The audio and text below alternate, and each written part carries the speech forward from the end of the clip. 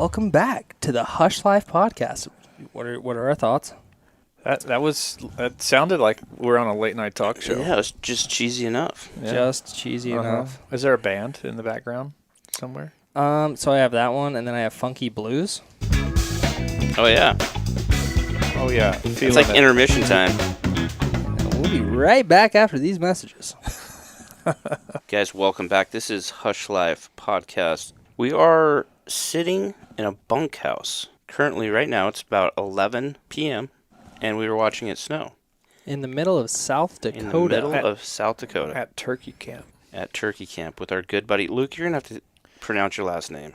Luke Torkeldsen. Torkelson. Mm-hmm. That was way off. I slaughter it every time. No, everybody does. It's just what happens. Where does it come from? It's Norwegian. You look very Norwegian. Yeah.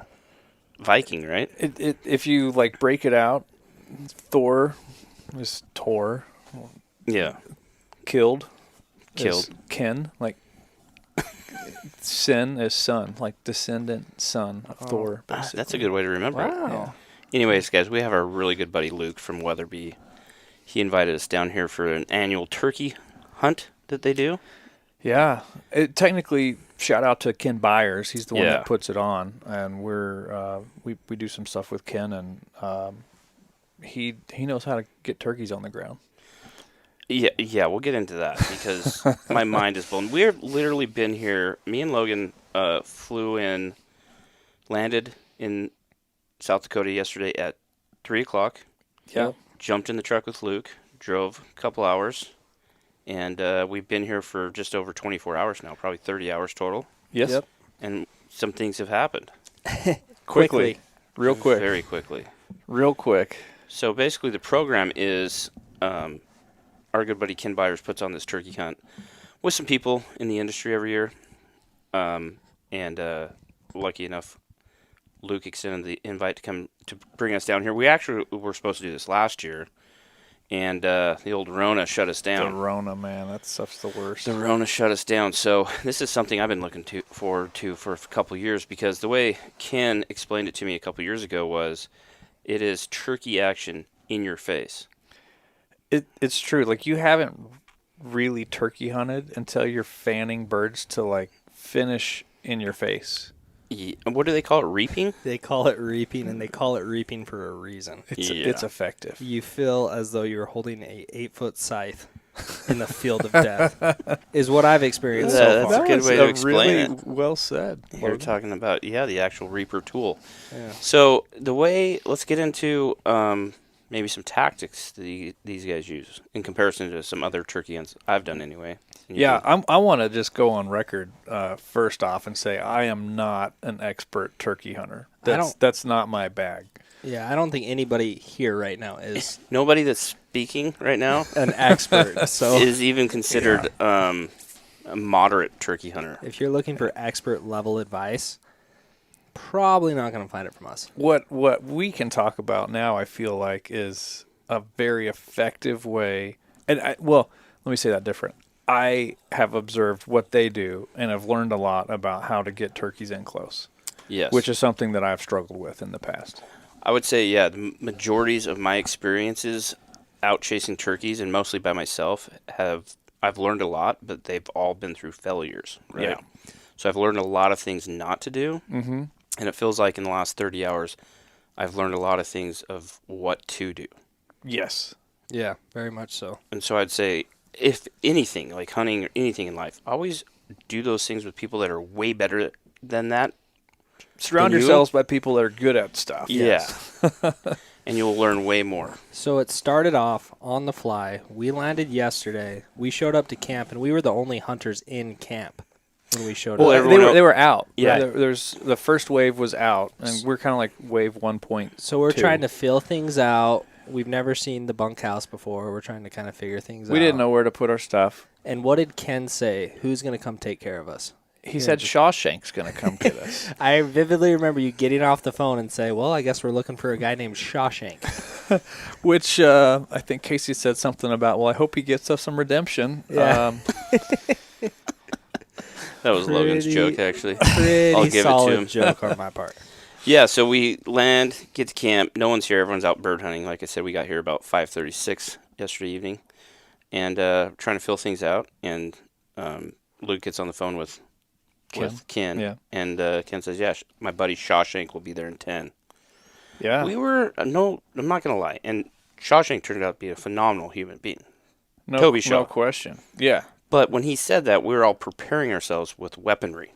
Yeah. Right? Like he might shiv us or something. Yeah, we didn't know what to expect. We were not profiling the name Shawshank. So if your name is Shawshank, it was just new to us. First of all, great nickname Yeah, or first real of all, name. yes, But exactly. yeah.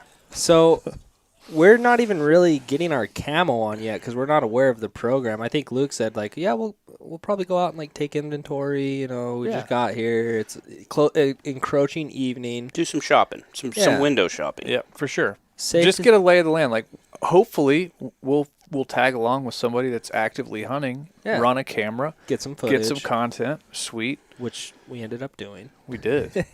We did. Because first of all, me nor Logan have ever stepped foot in the state of South Dakota. Right. Yeah. Luke, I've been a few times to do a fair amount of pheasant hunting, but I'm in Wyoming. Like, we're You're not far. We're neighbor states. yeah, So we get here, and we're trying to figure out the program, and it's okay. We're gonna go out. Hopefully, we'll film somebody. We'll see what this style of getting birds in close with by fanning them in, and we go out there, and we get first of all we get geared up real quick. We throw some clothes on, and we throw other clothes. We had clothes on. Let's just good point. Yeah. Okay. We throw some. we were fully throw clothed, some I camo. believe. Yeah, We grab our first light, we get decked out, and like we don't even really have shotguns ready to go because like mentally, I don't think any of us were prepared to just go out and start hunting. I don't know why I didn't feel ready. Well, we had just showed But- up. that's kind of my Yeah. program though. Like, especially if you roll into camp like later in the day, I feel like I just want to like get prepared because I'm never prepared when I get here, right? Yeah. Like, I know I have camo in my bag, I have my boots and stuff, but like camera equipment, we got to get ready. We got to pull out of the bag, get the things strapped on. We got to get everything on that end ready. Got to get weapons ready, right? Yeah. Ammo's here, guns there. Anyway, so that's just kind of how I roll most of the time. I'm good. I don't need to dive into this thing right now. Tomorrow morning will come early enough. I'm the same way. I typically like whoever's our guest to like shoot first and like let's just do that. Yeah. And so I'm talking to Shaw and I'm like, so which one of you guys is the hunter? He's like, no, you guys are hunting. I'm like, okay. And So- Casey's like, Luke, you're shooting first. Luke, you're up. So we threw our camo on. We put on our costumes. We hopped in. We went up to the spot, and it's like, there's some birds. Yeah. So the way part of the program they do is these guys don't do a lot of blind hunting.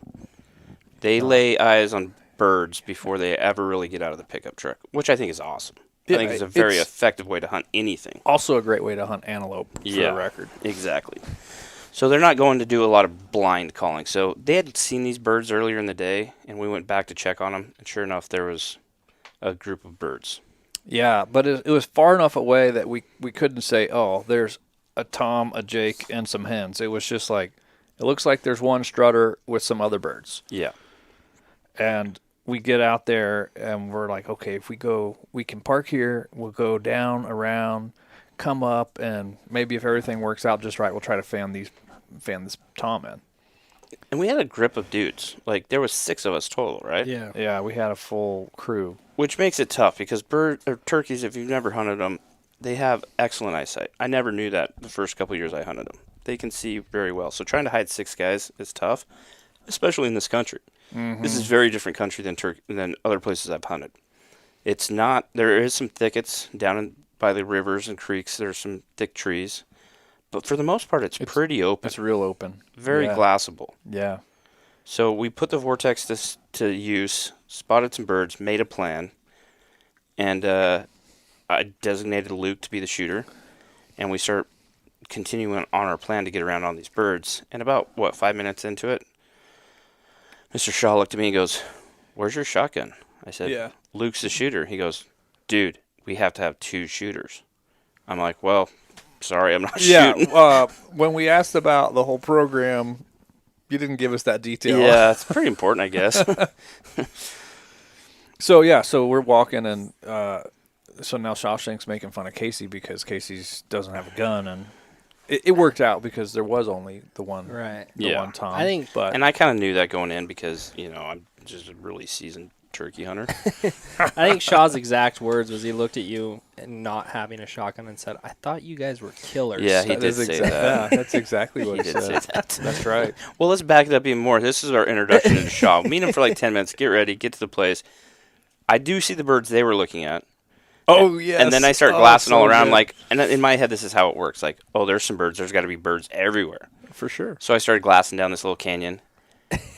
And, I mean, I glassed up a, what even was it? This is I this is believe how it it was came a out. You said, 5-gallon black metal bucket. well, this Yeah. is how it came out of your mouth was, "Oh, I got some more birds down here."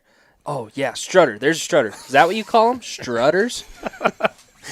And I was Luke trying to and find out the Shaw right terminology. Are looking. I'm looking because I'm like interested. Like, oh man, there's more birds. This trip's gonna be epic. Casey, are you talking about that bucket out there? So, and then Shaw laughed and made fun of me there, and then he definitely made fun of me for not packing my shotgun, and I politely tapped him on the shoulder. I go, "How are things going so far?" So how we doing, buddy? What's your thoughts? Well, so we saw the turkeys from the car, and then we walked 5-10 minutes. Yeah. We Yeah. tried to get around them. Kind of played the land. Yeah. Got to an area they couldn't see all 6 of us, and then there was a berm to a flat, and that's where we were heading. Yeah. So this was my first time hunting with these guys, so I wasn't real sure what this fanning business was all about. I've seen some videos, and I mean it's cool. But we put eyes on the turkeys. There's definitely a tom, and Toby gets the fan out and he puts it up there, and he gives a little and they're looking, and that tom apparently does something really weird. He moved back behind the hens, so he put the hens between him and us, and Toby's like, birds don't, that's not normal. That's weird. So we're trying to just make something happen. Nothing's happening. The hens don't care about what we're doing. The tom is just weird. He's just kind of chilling behind the hens. And Toby's like, "You ready to crawl?" Yeah, let's crawl. So we just start crawling. Logan, you're like a little bit behind us. Yeah, I was kind of trying to stay back, but yeah, there was a lot of crawling, dodging cow patties and cactuses. So let's preface this. We get to a spot.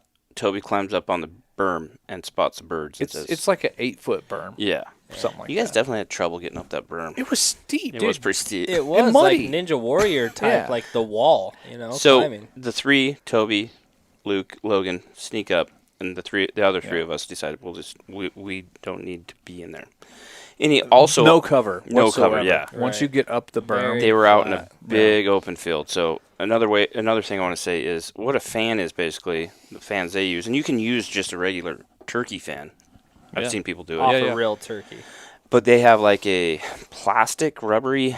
it's like the front half of a tom or Yeah. Jake It's decoy. It's just half of it, and it's just the body and the head, and you can hold it, and then they have a real turkey fan Like a clamp mount to Yeah. install your own turkey mount, fan. and it Yeah, looks basically. great, but it's a half decoy basically, Yeah. Basically, yeah. and it's no bigger than a regular turkey fan. So to try to hide 3 people behind it's a little difficult. Correct. So you get out Correct. lined out, obviously, and you stay behind the guy that has the fan. Yep. I also want to say this is if you guys ever want to try this or do this, like it does come with a little bit of risk, just meaning that you're hiding behind a turkey, basically. Yeah. You need to make sure that you're not the decoy. Yeah, but well, you want to make sure first that it's legal in the state you're hunting in, because there Yep. are some states that have outlawed it due to safety reasons. And you also want to make sure, like we're hunting on small pieces of private property that we know no one else is out hunting Yeah. on. Yeah. So we feel, they've done this for years. It's safe in the manner we're doing it, but just do this at your own risk. Be Great careful. point. Do And your always, research. like we always say, check your local game laws before you try something like this out. Yeah. So we just start a crawl a little bit at a time. We're knocking off like 5, 7, 8 yards at a time. And each time we're stopping, it was crazy because it's so open. I was able to watch the whole time. And Toby's like, you got to stay right next to me. Stay right next to me. He was intense. I was like, man, stuff's got real quick. We just got here like 8 minutes ago. Yeah. It's time to hunt. So we just crawl. I think close to 100 yards. Yeah. The tom never really came at us. And we were just picking the next clump of grass that we could crawl towards and somewhat hide our bodies behind. And it more or less worked. And he never responded to the fan. But he did make a critical mistake and separated from the hens at about 30 to 40 yards. We don't know the exact range, but the Weatherby 18i with some federal TSS put a hurting on that. Did the job. She ate. Yes, put a hurting on that bird. And just keep in mind, all you audio listeners out there, this video footage is currently live on our YouTube channel, Get Hushin'. It's part of the turkey tour we're doing. So if you guys want to go and watch these to understand this podcast better, they are live. Yeah, I think you maybe missed the exact moment that I shot because of how long we crawled. Yeah, so as a cameraman, I was very stressed because I had abandoned you guys. You guys kept crawling, and I just felt silly getting that close to birds in the open. So I hung back, and for a good 18, 20 minutes, I was hanging back, and the footage is honestly pretty wild because you can see these guys literally crawling. It is a full belly army crawl through this flat of field with cow pies and cactus, and you can see the strutter. And I'm hanging back, and then it finally got to the point where I looked up and you guys were crawling, so I was like, okay, I got to get closer.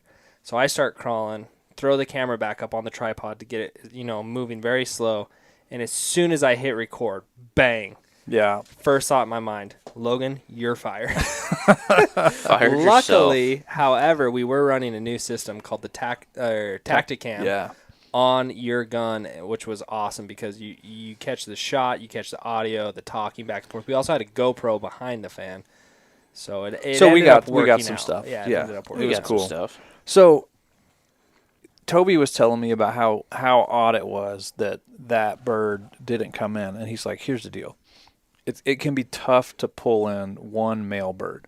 If you get two male birds, two toms or a tom and a jake, they kind of like hype each other up. Yep. What do you call it? Turkey muscle. muscle. To get that Turkey muscle. turkey muscle going. Two I did versus not one. experience the turkey muscle last night. No. It was like a standoff last night. I mean, so the tactic definitely worked. The fan, It allowed us to basically go straight at him. it was like, I would call it an extreme spot and stock. Yes. yeah, the turkeys were aware that you were there, but they thought you were a turkey. He just didn't want to come and tussle. Right. No, he was kind of passive. Like, Yeah, very passive. whatever. But it worked. We killed a bird within being here for 30 minutes. It gave you For guys sure. the ability to get close in an open field. Yeah, I mean, we're literally hiding behind like a tuft of grass. Yeah. It was rough. It was super open. I was surprised when we finally walked over after you shot how open it really was because there was nothing. So what were you thinking? Because while we're crawling, I'm thinking this is a long crawl. Like, this is taking a long time. But the birds never seemed pressured. Like, they Yeah. were just kind of doing their own little turkey thing. Yeah. Here was my thoughts, and I can tell you exactly what my thoughts were. We kind of snuck back and tried to get to a place where we could kind of see what's happened, but we could see nothing. There was a little rise in front of us between us and you. And I know, being in the moment, you probably thought it was a lot longer than it was, Yeah. which happens. I think it was probably only like 10, 15 minutes maybe, to be honest. Probably, yeah. And so we were just talking. I just met these two new guides, Rob and Keith, super cool dudes. They've done this hunt a lot. They're very experienced. So I was kind of quizzing them about exactly how this works. But in my head, I've hunted turkeys a lot by myself, and I've hunted turkeys a lot with other people that know more. And typically, like, no one ever kills a bird first time out. Like, we've hunted with some of the best. We hunted with Hunting Public last year or 2 years ago. I've hunted with some guys that know they've killed some birds. Yeah. Never, like, in my head, I was like, this will be cool. Like, hopefully Logan gets some really cool footage. Luke has a good time, like, getting in close. Like, Get some cactus needles in his elbows. cactus needles. It'll be Yeah, perfect. all the good things. And, we blow the stock and, hey, high five, that's a win, right? We always talk about wins. I was like, this is going to be cool. So we were talking. I kind of forgot, like, you know, you guys were even out there stalking, and all of a sudden the gunshot went off, and I was just like, no way. There's no way he just killed that turkey. And so in my head, I was just like, okay, so this is working pretty good. Yeah. And which it did. I mean, like I said, it didn't, and we'll get into this later, but it allowed you to get close enough to shoot a turkey in the wide open, which is crazy. It was awesome. Yeah. Yeah. Great way to start the trip. Like, kind of just a whirlwind of what just happened. Yeah. And so we get the turkey, get some pictures. Logie killed it on the camera. We talk, high five like you do. You're excited for your buddy. Like, cool experience, man. The sun's going down. The light was absolutely great perfect. sunset. Beautiful. I mean, and you know, in my head, I'm just like, and I do this all the time. Like, anytime I go on a new hunt, or even a hunt I've been on, I always have these expectations of what I think is going to happen, what's going to really happen, and how's it going to be, right? So that happens within, like I said, the first, let's say, 30 minutes we were here. I'm like, what a killer trip so far. So, fantastic first evening. Sun's going down. We get back in the trucks. We're not far from camp. Get back to camp. Meet the rest of the group that was here that had been hunting for the previous day. And I have to say this, too, which we forgot to mention. When we showed up to camp, right, when we rolled in and no one was here, Oh, yeah. only thing was here was dead turkeys. There was You're 7. right. 7 dead, and they only started hunting the day before. And I'm like, what is this? Like, there was 7 dead turkeys in one day, and we show up. So we get back to camp, meet the rest of the group that was here. It's all a bunch of super good dudes. Very different, come from different backgrounds, live all over the country. Had a great night, had a great meal here at camp, and go to bed with high hopes and expectations for the next morning. Yeah. So we decided, well, Toby basically said, Casey, Luke, you're both shooting now. Like, Yeah. you're both bringing a shotgun. And we went out first thing in the morning this morning. Yeah, he did. He definitely laid down the law. Like, This is happening. because in my head, I'm like, dude, if we go out, and I feel like this way with like elk hunting or deer hunting. I'm like, not everyone needs to pack rifles because we're probably not going to all kill elk, or we probably don't all need to kill elk At the same time. at the same time. Yeah. Like, it's not being gluttonous, but it's just like, let's set our expectations. Like, let's get your elk killed, and then we'll move on to mine or to whoever's. Sure. So, but he definitely made the point to be like, you're both packing shotguns. I'm like, sweet, I'm ready to shoot. Which was a good decision. Luke had another tag, let's do it. Yeah. So, I mean, being the first guys in camp, we stayed up a little bit late last night. And turkey hunting's a little bit different than bear hunting. A lot of guys don't go bear hunting in the morning. It's kind of a more laid-back thing. So you can stay up late, have fun, catch up, wake up, have a good breakfast, and then go get after it in the afternoon. Turkey hunting's very different. You want to be in the turkey woods before the sun ever decides to rise. Ideally, if you can find them in a roost tree and either make a play, get in position early before they even come down, or wait for them to come down, which is what we did this morning, and then kind of figure out how you can use the terrain to your advantage and make it happen. So 5:15 a.m. came real quick this morning. Got up, had an amazing breakfast, made some plans. All the different guys left, and we headed out. Drove, another 20 minutes, 30 minutes? Yeah. Yeah. Got to a spot, and immediately Shawshank picked up a tree full of birds.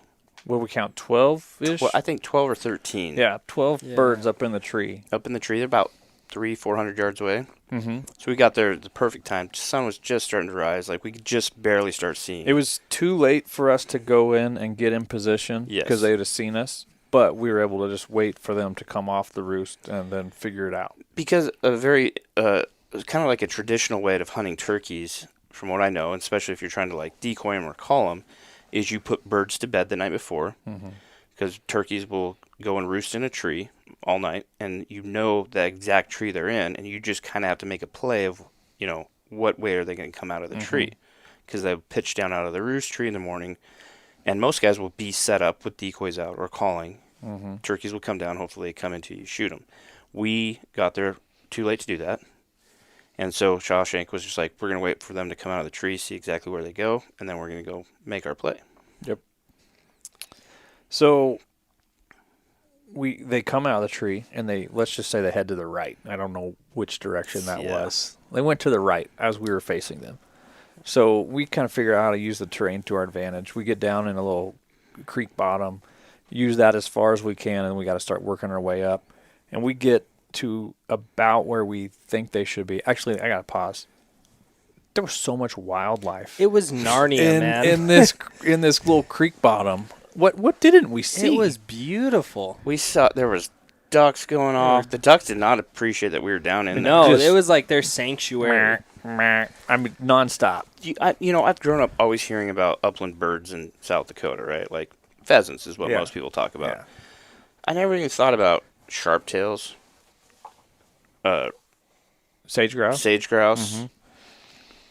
I mean, turkeys, obviously, pheasants everywhere, songbirds galore. Pheasants were cackling all over the place. It was like an audio track of like what I felt like we were in an aviary. If you watch the video of this morning we're about to explain, that isn't ambient sounds that Logan added. Yeah. We watched the video back, and it was just like, what? There's so much bird Because in the sounds. moment, like, I wasn't noticing that. You kind of shut it out because Yeah. we're focused on the turkeys. But you watch the video back, and you're just like, we're in Narnia. We're in the bird Narnia. 100%. It's like sun is just rising. Temperatures are perfect. We were literally watching one of the biggest coyotes I've ever seen run through a field and chase sharptail. And the sharptail didn't even care. No. That was so bizarre. They were flying like 5 feet away from the coyote. I'm like, it was like, what is this? We stopped and just like turkeys were on hold. We're like, what is I was trying to going walk on? myself through this, and maybe this is true, maybe this wasn't true. But yeah, we could clearly see sharptails and the coyote heading towards the sharptails. And I say he was making like a 75% effort to chase them. Yeah, he wasn't full Yeah. into it. I feel like he's tried it a lot, and they just fly. But these birds would just get up and fly a flush for like 15 yards and land back down. It was like they were like playing almost. But I was trying to walk myself through this later this afternoon while we were driving all over. And I was like, maybe their babies have hatched, and their babies were there, close, Oh, that could and be. they were hiding, but they didn't want to leave them, so they were trying to lead the coyote away. I don't know. I don't even know if if sharptail It did babies have seem hatched. weird. Like whenever I'm hunting and you jump on sharptail, they just go. They bust, and then they Yeah. coast for miles, it seems like. Yeah, that's not what these did. No. So we literally have a coyote hunting sharptails like 100 yards away Deer from everywhere. us. Deer everywhere. Mule deer and whitetail. Just A like good the most mixture. beautiful sunrise ever. Mallards are circling us. Yeah. Geese are everywhere. I'm like, It's I crazy. felt like we were put back in time almost, like. Yeah, like if This we would have been is- like one of the first people to come across the plains. Yeah, Is that what and it it's would have just looked like? It's I just bet like so. wildlife Yeah. galore. Yeah, And it if was you've been awesome. to South Dakota, you might know what I'm talking about. It did feel like we were pioneers because there's nothing around. Yeah. There's nothing close by. There's no Yeah. town. There's no, like, very few buildings. Yeah, And there's just animal life everywhere. it's a lot of habitat. Lots of habitat.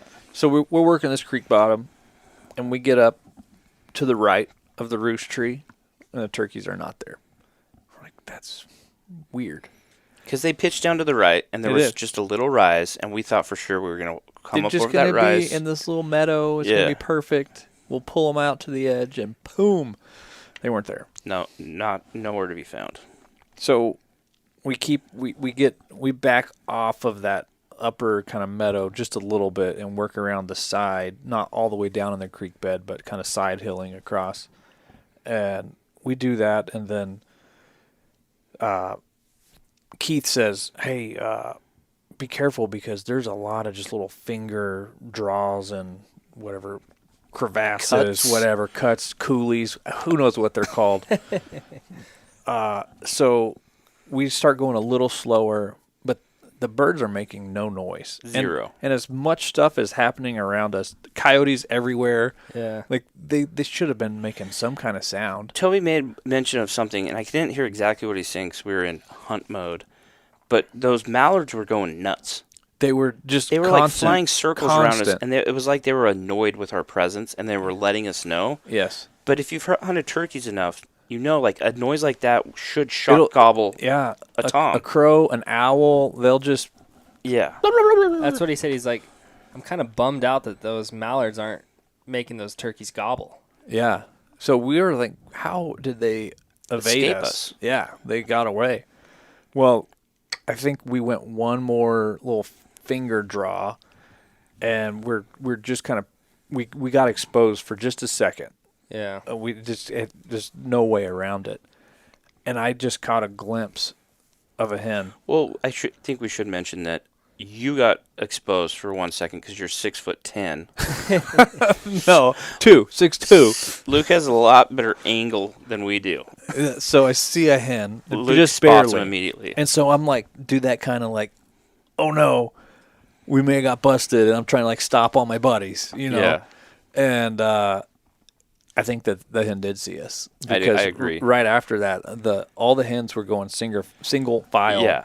Out just directly away from us, They and were- clearly they weren't moving much before that. Yeah, and I wouldn't say they were moving. They were definitely filing out of that little cut. Well, how many were there? 8? Was there that many? Yeah. I think the whole group was still together. So there was 10. Yeah. 10 hens started filing out, and if you've hunted turkeys, how I have, and that happens, It's over. it's over. Yeah, like I you're just- like I was this close, and I just ruined it again. And so I should point out, when I saw the hen, it was 30 yards, 40 yards it was away. that close. It was not far because it was on. Oh, They It were was on the definitely- near side of the draw. okay. And it was starting to feed down. Yeah, they were definitely moving away from us then. Yeah, Yeah. as soon as like I could see turkeys, I zoomed in. I just had flashbacks to like just get as much footage as you can because you're not going to see those birds again. Yeah. And then So yeah, This is the game changer part, though. yeah, this is when is- my eyes were opened. this is where reaping really. So took the a toll. 10 hens filed out, and the last 2 were the toms. And you could clearly see there were toms by how much Dude, bigger in they size. looked like they were just waddling yeah, up the hill. It's like watching a big black bear try to move, right? Like, Yeah. blah, blah, blah. And these 2, they were moving too, and they started running up the hill. And at this point, I'm like, cool, There you're they this go. close, but, on to Screwed the that next up. one, on to the Yeah. next one. And So we all crouched down. we hunkered Fan down. went up, Yep. and I had that thought in my head. I think you guys did too. Where it's like, well, Yeah. that was great. We saw birds, and then Toby hit the call no, twice. if you watch the footage back, we thought that. Oh, The they just birds, saw the for fan. whatever reason, got to the top of the hill, And they looked back. and they looked back, the 2 toms. Yeah, they did. Yeah. And Toby's done this enough that he knew, like, get everyone close to him, throw up the fan. And that's what happened. He got intense. He got very intense. He's like, get right on me. Get right on me. He literally grabbed me, which I appreciate. Like, I'm trying to learn this new tactic. He grabbed me and pulled me right off of his hip. And then, as soon as they stopped and gave him a look, it stopped him, right? Yeah. And then he clucked at him. And then those feathers, they puffed. One of them just It was Yeah. instant strut. And we saw turkey muscle turkey in muscle. real life. This is where turkey muscle came into play, and this is Yes. what Luke was explaining earlier. The first bird he shot was the only strutter, the only tom in the group, and Toby said if you can get 2 of them, they're Yeah. more likely to come in. And that's exactly what happened. They turned, they looked. Yeah. He made some turkey noises, and in my head, replaying it back, I clearly remember it looked like the one turkey looked at the other one and was like, "Hey, dude." Dude. The other turkey looked back, goes, "Bro, let's go whoop this guy." Yeah, this guy's encroaching on our turf. Let's go give him a beat down. And they got that turkey muscle is what they call it. Dude, and Yeah. straight up like on a line. Straight at us. Just Puffed up, looked at us, committed to us, and just, dude, on a string. Yeah. And so they came down off the hill. We lost them. because they're in this little valley that we can't see. And Toby said, "Get ready, they're coming." And once again, you always lose track of time in the heat of the moment. But It was not 30 seconds. no, they got to the bottom, and I was like waiting for their heads to pop up, right? Yeah. So I'm on the right of Toby. Luke's on the left of Toby. He said some things which I didn't hear. So I was concentrated. Anyway, and it was, like Luke said, maybe like 20 seconds, 30 seconds. And I was like, man, they're not coming. Yeah. That's just how you think. I think anyway. And then they gobbled. And, dude, another 10 seconds. And you could see Yes. what I saw first. What did you see first? Toby, so it's weird. He's using the fan, so he actually can't see that well. Yeah.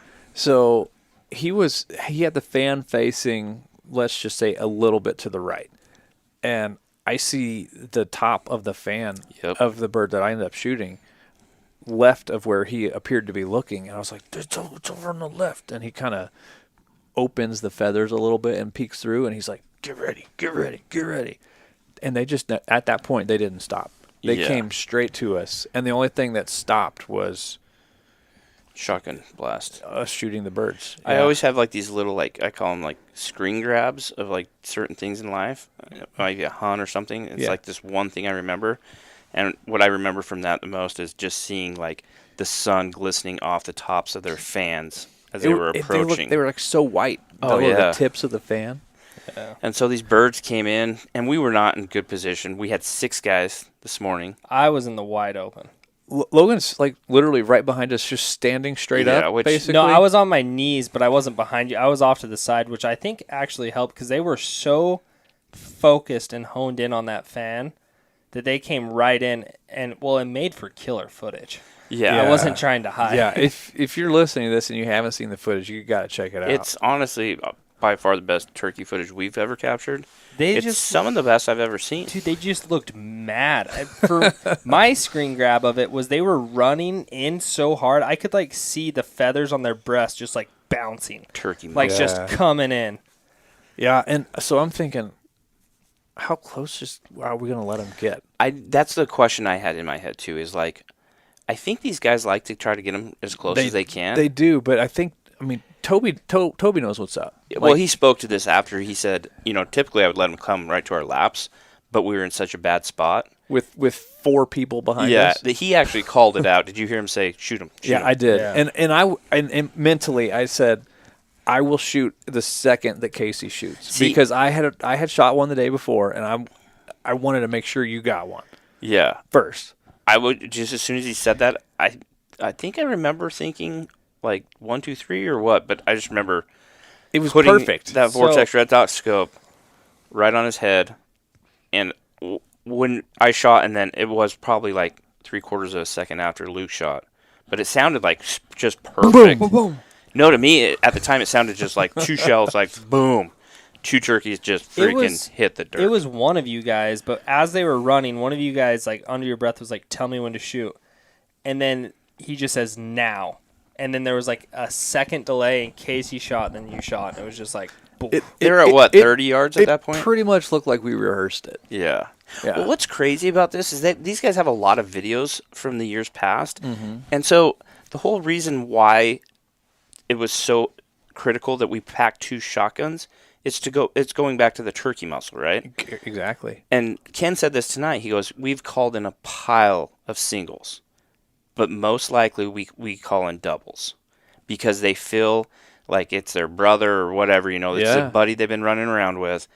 If that guy will just commit a little bit, then it's easier for him to bolt. It's like getting in a fight. Like, you got my back, I got your back, right? Yeah. Yeah. I got you, bro. Yeah, and so typically when they shoot birds, they shoot them in doubles. And every video I watch that Ken has shown me, it seems these guys are so dialed that they shoot at the exact same time. And so I was like, we didn't really rehearse that. But when it happened, I was like, dude, we nailed it. We executed. Execution. Yep. That's what matters. That's huge. Anyway, so that was our morning. We killed 2 awesome toms. 3-year-old toms is what they said. And, dude, that's when my eyes were open to this fanning thing. Like, they've talked about it. We've heard about it. I've watched videos. But sometimes it takes you got a personal experience it firsthand. Because in my years of hunting turkeys and all my failures, I've seen that scenario many of times where I got too close, they saw me, and they run, and they don't stop. And I've tried calling at them. I've tried holding up a decoy, like a full body, and that doesn't bother them. But these guys are so dialed with what they do, and they've done it for so long, that I think Toby knew that if he could just get them to look. Oh, Toby, he knew for sure. And if you remember, he was like, nobody move. As soon as they hit the top of the hill and look back, he goes, nobody move. Yeah. I was like, dude, this is intense. I was scared. Well, I think might want to fight me. Dude, the other incredible pro to reaping is like, yeah, you can get them close and stuff, but the big advantage to that is where you may have like 4 decoys and you're in a blind or something, but you are separating the male birds from the female birds. Yes. So you're not dealing with that issue of a conjoined flock. When you're reaping and they commit, you got male birds coming at you. You're not worried about hitting a hen or anything like that. So what's crazy to me about after I saw that and some other experiences we've had so far is, and I know the age-old argument between people is turkey hunting, turkey calling, similar to elk hunting and calling elk? All I know is we're going to start carrying a giant bull decoy. Well, it's true reaping. because, and I've always said it, I think it's not the same. You're not chasing an 1,100-pound or 900-pound animal around with giant antlers on his head. But the tactics are very similar. They are. And this reaping thing has really got me because what they've told us since we've been here is you have to get into that magical zone with them, right? With if this thing is really going to work. And usually that's like 90, 80 yards and less. If you can get to that distance, they'll usually commit. With elk hunting, I've experienced the same thing. You can get a bull bugling a couple hundred yards away, and you guys can bugle back and forth all day long. But to really get them pissed off and get them to commit, you got to break that distance, right? You got to get within that 100 yards where he thinks that he's like you're encroaching on his cows, and you're going to come still. Yeah. And that's very similar with how these guys run their fanning program. It felt more like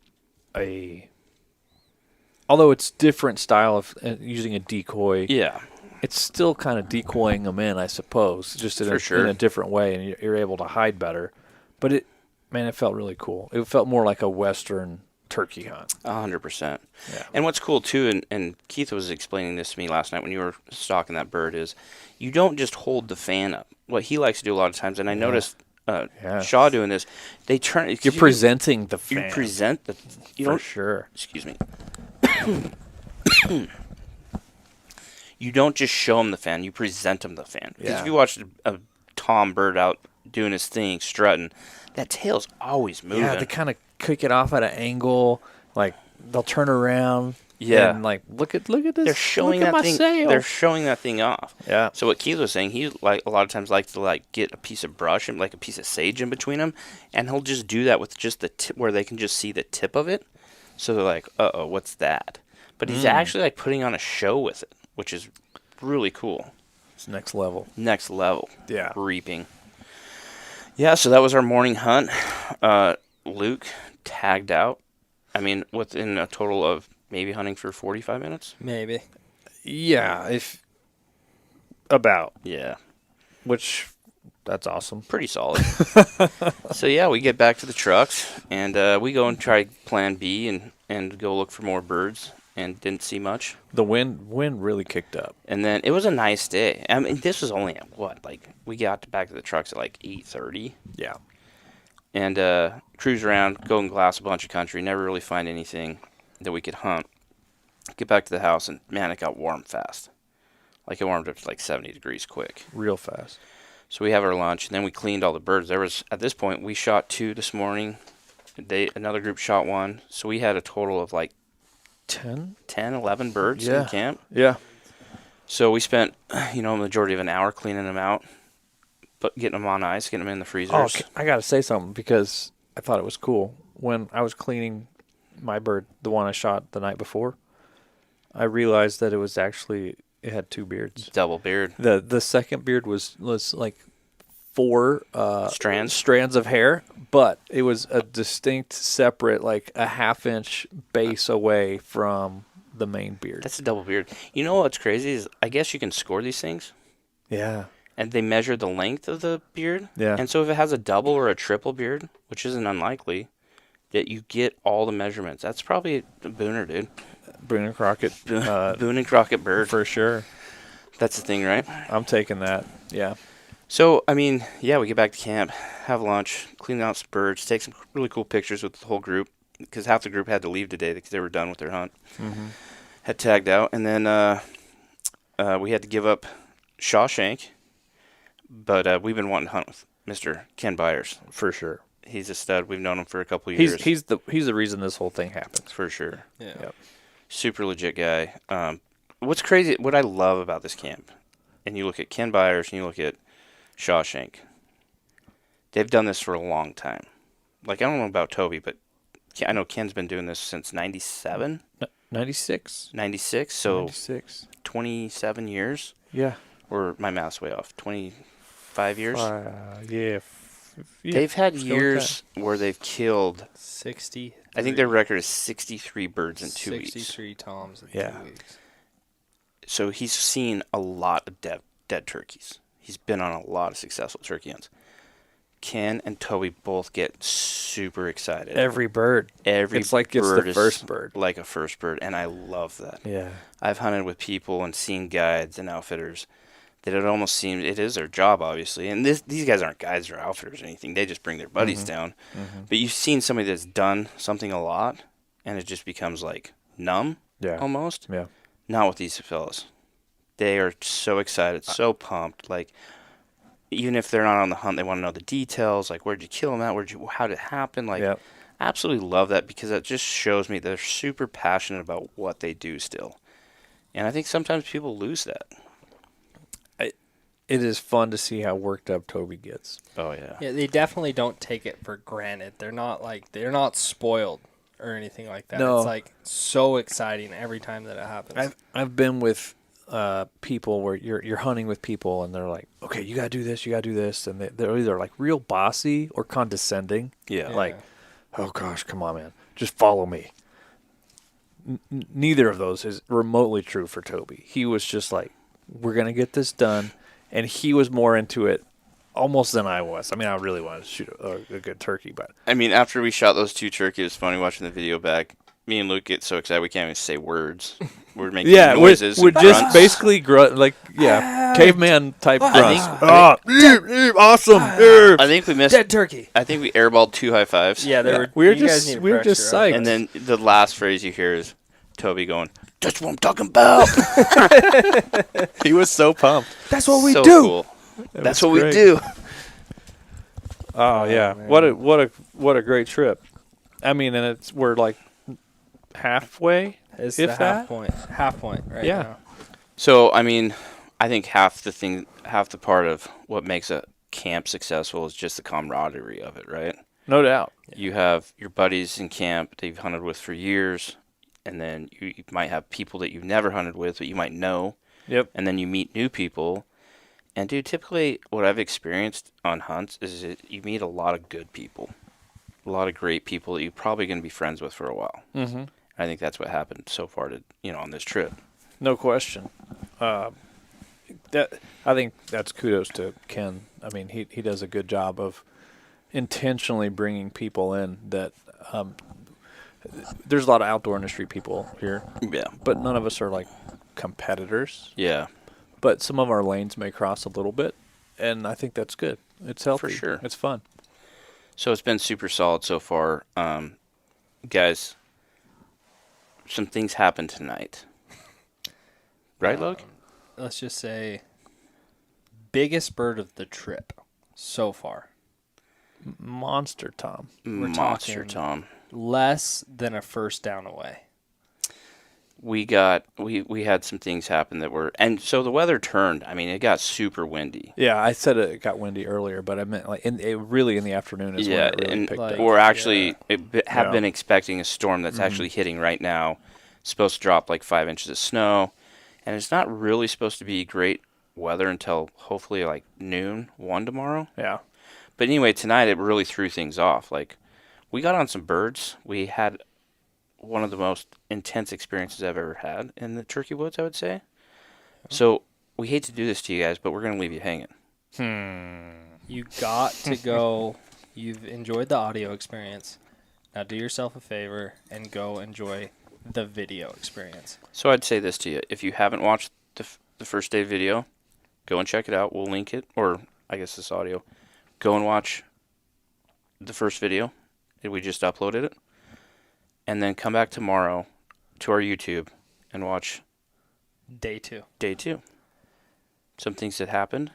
And to be honest, like, we're talking about an afternoon hunt that we haven't put up yet. That it's going up tomorrow. And then we have another full day that we'll add to it. This is the halfway point, folks. And we, like Casey said, we are experiencing some weather. Tomorrow is a total coin toss. What happens? It could be terrible. Could be awesome. Don't say that. Could be amazing. Here's my hopes. Awesome. Here's my hopes, and I think this is what might happen. I think the morning's going to be a bust. I don't think really anybody's planning on getting up early because it's supposed to be snowing and blowing. Yeah.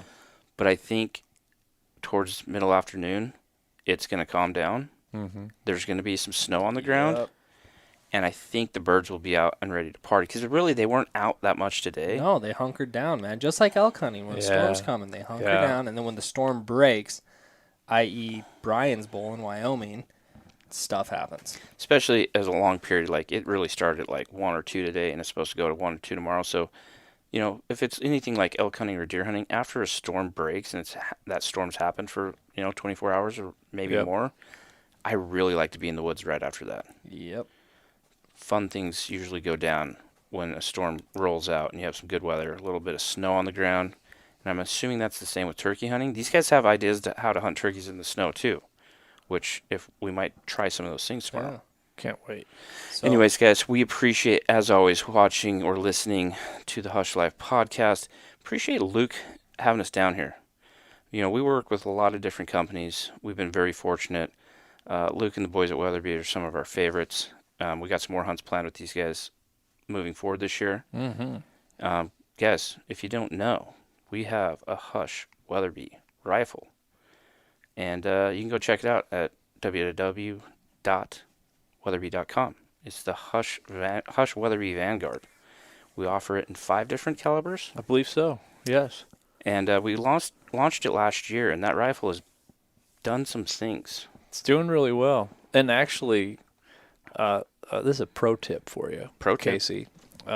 It's one of the only rifles that you can back order directly from us. No kidding. Wow. Yeah. So on our back end system, we've set that to back order. So it'll take maybe sometimes 90-ish days to fulfill the order, but you can back order it and kind of reserve your spot. The market's been nuts. Pro tip in general. So if you need a gun by this fall, you need to get the order Get on it soon. Go check it out, guys. Go ahead, Logan. I was going to say, also, you guys, we're still doing our giveaway. If you haven't heard yet, get out from underneath that rock. We are going to be taking one of you guys to New Mexico with a bull elk tag in your pocket to be hunting with us, along with a grip of gear. Every dollar spent at gethushin.com. Get your name in the hat one time. You buy a hat for $25, your name's in 25 times. You got to get your name into play. It could be you. That is still going on. So go check that out. Yeah, guys, if ever wanted to go elk hunting, if you're a seasoned elk hunter, or if you've just done it a few times, this elk hunt's going to be special. We're going to New Mexico, which is one of our favorite states to hunt elk in. We've had a lot of success down there.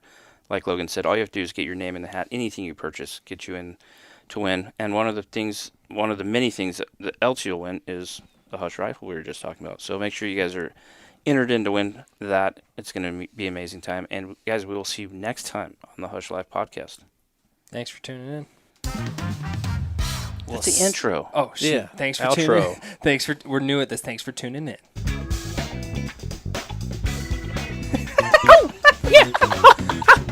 I think you nailed it.